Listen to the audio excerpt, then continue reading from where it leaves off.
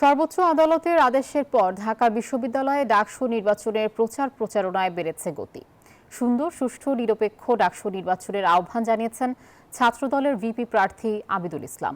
বুধবার দুপুরে বিভিন্ন দাবি নিয়ে চিফ রিটার্নিং কর্মকর্তার সাথে সাক্ষাৎ শেষে তিনি সাংবাদিকদের এ কথা বলেন। জানান, নির্বাচনমুখী গোটা দেশের মানুষ এখন তাকিয়ে ডাকসু নির্বাচনের দিকে। এদিকে প্রচারণার নবম দিনে প্রার্থীদের পদচারণায় মুখর হয়ে উঠেছে ক্যাম্পাস।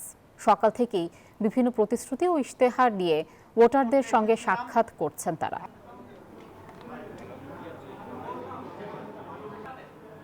আগামী 9 তারিখ বাংলাদেশের সাধারণ জনগণ যে নির্বাচনের দিকে চেয়ে আছে এবং ঢাকা বিশ্ববিদ্যালয়ের শিক্ষার্থীদের অধিকার আদায়